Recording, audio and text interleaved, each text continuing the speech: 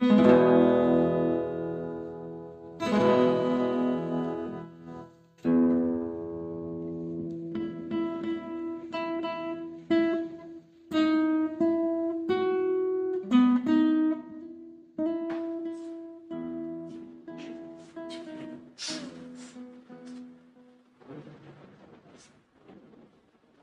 शायर की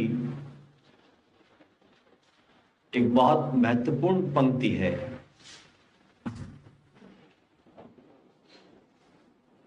कि जीवन खत्म हुआ तो जीने का ढंग आया, और शमा जब बुझने लगी तो महफिल पे रंग आया। मन की मशीनरी ने तब ठीक से काम करना शुरू किया, मन की मशीनरी ने तब ठीक से काम करना शुरू किया जब तन के हर पुर्जे पर जंग आया। ये शरीर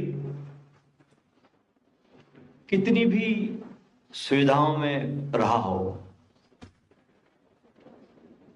चाहे एयर कंडीशन में रहा हो, धूल धुआं से बचा हो, अगर आप माइकल जैक्सन के जीवन को पढ़े तो आप हैरान हो जाओ। इतना प्रोटेक्शन में रहा हुआ आदमी जिसकी मनुष्य कल्पना भी नहीं कर सकता, इतने प्रोटेक्शन में माइकल जैक्सन रहता था, और उसके बावजूद तमाम बीमारियों से ग्रस्त। तो जीवन बहुत कम लोगों के समझ में आता है। कितनी भी सुविधाओं में शरीर को रखो,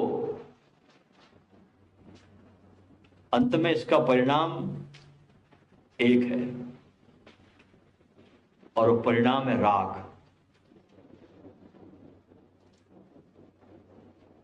राग के ढेर में ये शरीर तब्दील हो जाता है। और कुछ बात जिंदगी में निश्चित हो ना हो,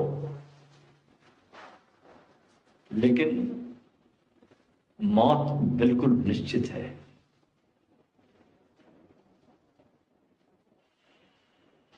ये शरीर राख में जल जाए उसके पहले अगर हम अपने नाथ से मिल जाए, ये शरीर इसके पहले कि राख में मिल जाए, उसके पहले अगर हम अपने नाथ से मिल जाए तो उसका नाम है पुरुषार्थ। ध्यान से समझना, पुरुषार्थ क्या होता है। स्वयं से मिल जाने का नाम है पुरुषार्थ, पुरुष होने का अर्थ। तुम पुरुष बने, किस लिए बने, क्या इसका अर्थ, किस लिए जन्म लिया, क्यों धरती पर आए, और एक दिन चले जाते हो। जिसने अपने होने का अर्थ जान लिया, अपने परमात्मा से, अपने नाथ से मिल गया, तो समझना उसने पुरुषार्थ हासिल कर लिया।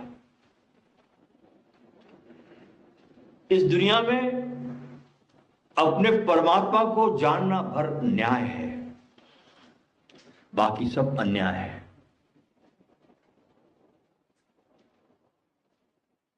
एकमात्र न्याय है धरती पर, वो है अपने परमात्मा को जानना, जहां से मैं आता हूं,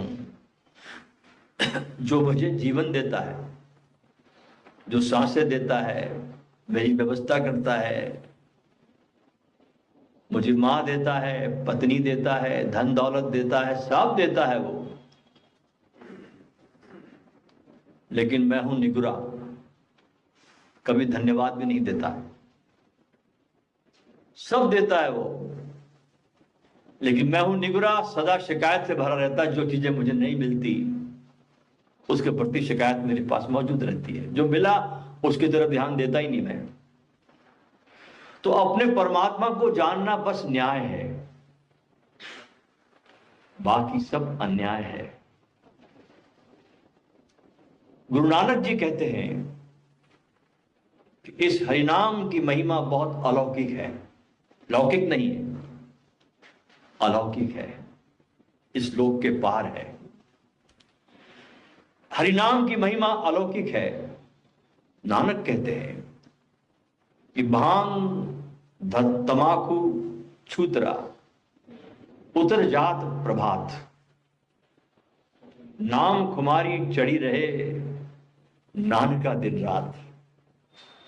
जितना भी नशा हम करते हैं, चाहे भांग पीते हो, धतूरा पीते हो, गांजा पीते हो, शराब पीते हो, कोई भी पीते हो, आजकल मॉडर्न नशे निकल गए, LSD, कुछ भी आप पीते हो, नानक कहते हैं उतर जात प्रभात, सवेरे होते होते ही उतर जाता है और आपको हेडेक दे जाता है, सरदर्द दे जाता है। सरदर्द जब होता है तो शराब पीने वाले और एक पैग लगाते हैं, बोले क्या कर रहे हैं, बोले उतारी ले रहे हैं, जिसे वो उतारी कहते हैं। और फिर पैग और पैग को मांगता है। शरीर का नाश होता, धन का नाश होता, इज्जत का नाश होता, परिवार दुख में पड़ जाता। स्वयं तो दुखी होता ही व्यक्ति, ऐसा दूसरों को भी दुखी करता है। आज भी अगर हम आदिवासी समाज में जाएं तो जितनी शांति उन लोगों में है और आदिवासी व्यक्ति में जैसी प्रफुल्लता है, खिलावट है, उसकी गरीबी में भी जो उसके पास गरिमा है, सभ्य से सभ्य कहे जाने वाले और सारी सुविधाओं से संपन्न व्यक्ति भी उसके पास वो बात नहीं जो आदिवासी व्यक्ति के पास है। लगता है सोचने पर, चिंतन करने पर कि कहीं कोई चूक हो रही है, कहीं कोई गलती हो रही है, कहीं कोई बड़े गहरे अर्थ को समझने में मनुष्यता चूक रही है। आदमी माइंड ओरिएंटेड हो गया, संतुलन खत्म हो गया, सारी की सारी आपकी दैनंदिन जीवन की ऊर्जा आपकी खोपड़ी खा जाती है। 24 घंटे खोपड़ी चलती है। और खोपड़ी शब्द का अर्थ क्या होता है? जिसने सब खो दिया और पड़ी रह गई, उसे खोपड़ी कहते हैं। सारी ऊर्जा को चूस लेती है। इस बुद्धि की ऊर्जा को संतुलित करने के लिए क्या करना पड़ेगा आपको? भाव की ओर झुकना पड़ेगा। जो आपका भाव जगत है, इसकी तरफ ऊर्जा को ले जाना होगा, उसकी तरफ झुकना होगा, तो बुद्धि में संतुलन आएगा। हम भाव की तरफ झुकते ही नहीं। हम भाव के दरवाजे सदा बंद रखते हैं, बहुत टाइट, और खोपड़ी के खुले रखते हैं। अगर आपका हृदय सक्रिय हो जाए, हार्ट सेंटर आपका, तो फिर एक संतुलन तुम्हारे जीवन में आ जाता है, बुद्धि और हृदय का। फिर संगीत उठता है। इस संतुलन को लाने में, भाव जगत को जगाने में, जो हमारे पुराने वैदिक काल के ऋषि मुनियों ने जो साधन खोजा, उसका नाम है कीर्तन। ये एक ऐसी चीज है जो संसार में सबको प्रिय है। छोटे से बच्चे को भी जब माँ पालने में कोई गीत सुनाती है ना, कीर्तन करता होता, बच्चा भी बहुत खुश होता है। बच्चा भी अपने पैरों को खूब कुदाने लगता है, मुस्कुराने लगता है, क्योंकि बच्चे को, छोटे बच्चे को अपनी पुरानी स्मृति सब याद रहती है। धीरे धीरे धीरे धीरे बच्चा जब विचारों के जगत में आता तो पुराने जन्मों की स्मृति को भूलने लगता है। कीर्तन सबको प्रिय है। जब परमात्मा का, भगवान का नाम एक साथ समूह जब लेता है, इकट्ठे होकर जब उस नाम को हम सुमिरन करते हैं, उस नाम को हम धारण करते हैं, उस नाम को हम गाते हैं, उसको कीर्तन कहा जाता है। कीर्तन इस कलयुग में बहुत मुख्य साधन है परमात्मा को पाने का। अच्छा, हर युग में परमात्मा को पाने के अलग अलग साधन होते थे। हर युग में देखिए आप, किसी युग में यज्ञ हुआ परमात्मा को पाने के लिए, लोग यज्ञ करते थे। फिर तपस्या आई, महावीर जैसे लोग संसार को छोड़कर तपस्याओं में चले गए, बुद्ध तपस्याओं में चले गए, तपस्या का युग आया। फिर योग का युग आया, त्याग का युग आया, इत्यादि इत्यादि बहुत युग आए। लेकिन अब आया कलयुग। इस कलयुग में आप इसको नहीं साध सकते जो पुरानी पद्धतियां हैं। एक तो आप त्याग कर कहीं जा नहीं सकते, 3 दिन के लिए भी शिविर में आते हैं तो घर पीछा करता है, तो हमेशा तो जा नहीं सकते। त्याग नहीं कर सकते, तपस्या नहीं कर सकते, यज्ञ नहीं कर सकते, टाइम नहीं ना, ये सब होता नहीं कलयुग में। तो मन हमारा साधना में अटक कर भटक जाता है कि क्या करें, राह दिखाई नहीं पड़ती। तपस्या करो तो आज का आदमी बीमार पड़ जाता है। अब किसी को बोलो कि चंद्रायण तप करो, चंद्रायण तप होता है भारत में हमारे, हाँ, अमावस्या से शुरू होता है, पूर्णिमा पे समाप्त होता है चंद्रायण तप। उसमें भोजन को कम करते जाना है अमावस्या से। कोई कर नहीं पाता, शरीर कमजोर हो जाता है, बीमार पड़ जाते लोग। यज्ञ करने में बहुत समय लगता है कि नौकरी करो, दुकान करो, यज्ञ करो। तो इस युग में, विशेषकर कलयुग में, भगवान के नाम का संकीर्तन एकमात्र मनुष्य के पास आधार है। इसलिए इस्कॉन इतना फैला। हरे रामा हरे कृष्ण का जो मिशन है वो क्यों छा गया? इनके जो संस्थापक थे, शुरुआत की बात इनके पास कुछ था नहीं। अचानक उन्होंने अपनी किताब में लिखा है कि चैतन्य महाप्रभु उनके विजन में आए और कहा कि तुमको अमेरिका जाना है। प्रभुपाद ब्रह्मचारी के विजन में आए। अब इनके पास जेब में फूटी कौड़ी नहीं अमेरिका जाने की। तो बहुत से मित्रों ने चंदा इकट्ठा करके उनको पानी के जहाज की एक तरफ की टिकट दी कि भाई चलो, एक तरफ का भाड़ा आपको दे देंगे, लेकिन हवाई जहाज का नहीं, पानी के जहाज का सस्ता पड़ता है।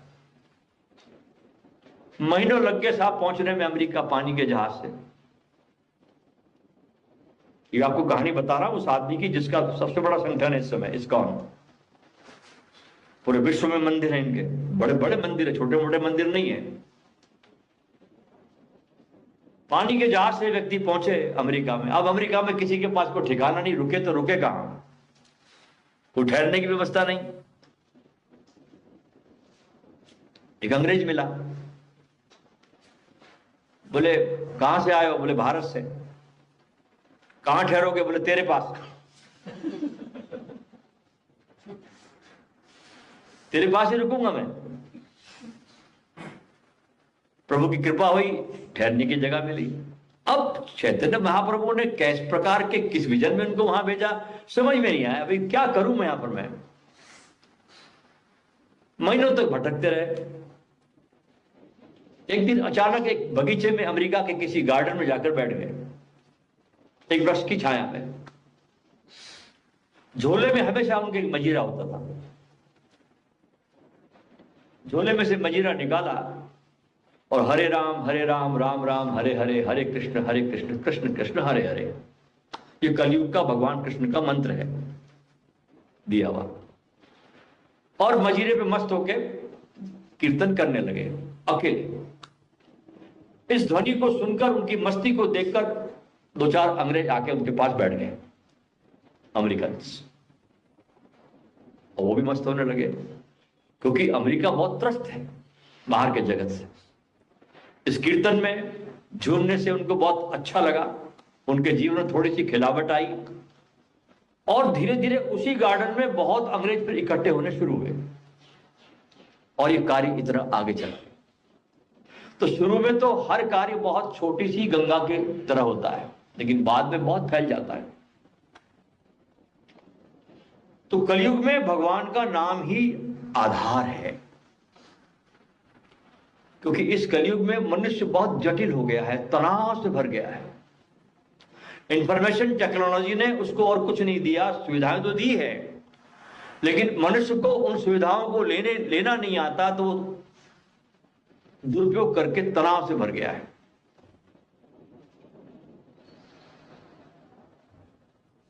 और इस युग में अनेक प्रकार की साधनाएं करनी कठिन है। हाँ, शारीरिक स्वास्थ्य के लिए हम प्राणायाम, योगासन ठीक है, मगर ईश्वर साक्षात्कार के लिए दिव्य दिव्य प्रकार की जीवन की सभी साधनाएं करना बहुत कठिन हो गया है, क्योंकि साधनाएं समय मांगती है। हमारे लिए बस एक साधना बची है, और वो है भगवान के नाम का संकीर्तन करना। ये 21वीं सदी का योग कहा जाए, धर्म कहा जाए, कुछ भी कह लो, 21वीं सदी का ये योग और धर्म है। संसार में कहीं भी लोग हो, कोई भी राष्ट्रीयता हो, कोई भी रंग हो, कोई भी भेद हो, कीर्तन में सबको आनंद आता है। भगवान में मन लगाकर, तल्लीन होकर नाम संकीर्तन में अगर आदमी डूब जाए, तो उससे एक विलक्षण वायुमंडल बनता है। आप जब ध्यान करते हैं वो दोस्तों, तो आपको पता है कि आप जगत को बहुत कुछ देते हो। एक बार लॉस एंजलिस में महर्षि महेश योगी का प्रोग्राम हुआ, बहुत पुरानी बात है। 5000 लोग उनके साथ ध्यान करने बैठे, ट्रांसेंडेंटल मेडिटेशन कराते थे वो। ध्यान करने बैठे 5000 लोग, ध्यान का प्रयोग हुआ। बड़ी मजेदार घटना घटी कि अमेरिका में जितने अपराध होते थे, उन अपराधों में एक दिन के अंदर उस ध्यान की तरंगों से 50% की गिरावट आ गई।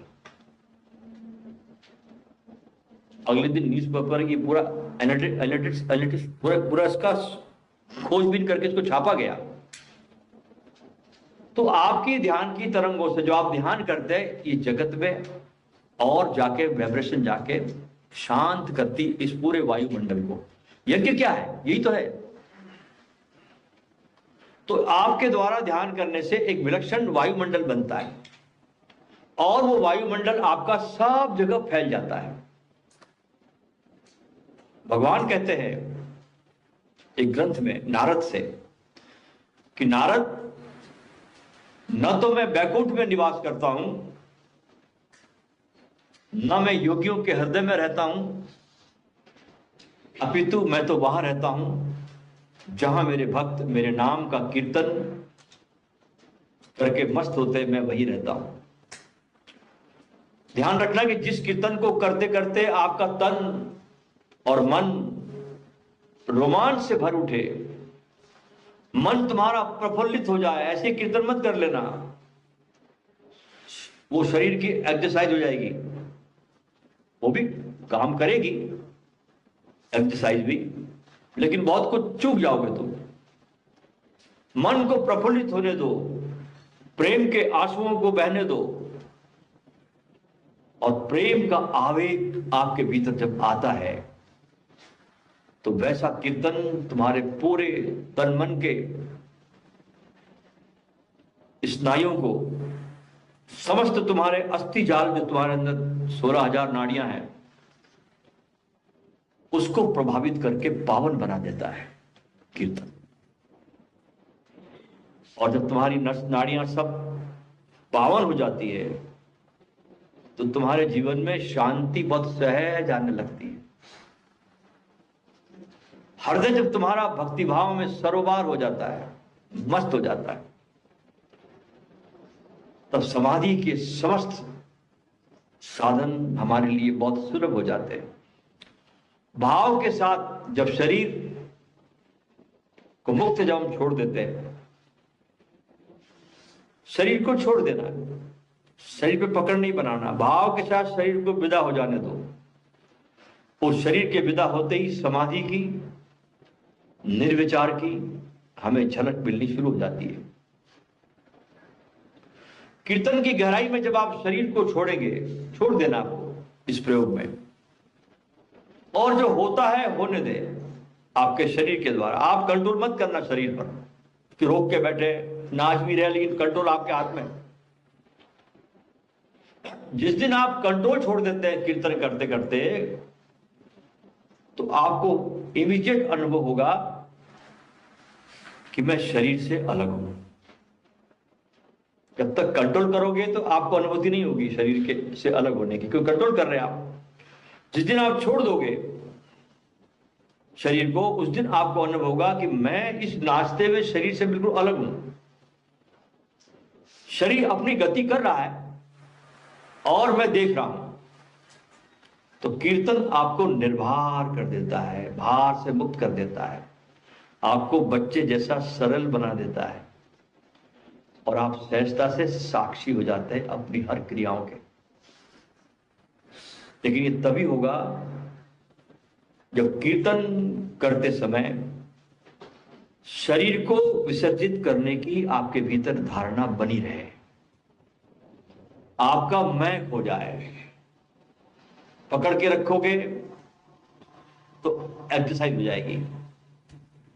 संकीर्तन करते समय, कीर्तन ध्यान करते समय अपनी आंखें बंद कर ले और ऐसा भाव रखे अपने भीतर कि मैं अकेला हूं और मेरे सामने केवल मेरा भगवान खड़ा है और मैं उसके लिए नाच रहा हूं। मैं अपने ठाकुर के लिए, जैसे रामकृष्ण नाचते थे काली के सामने,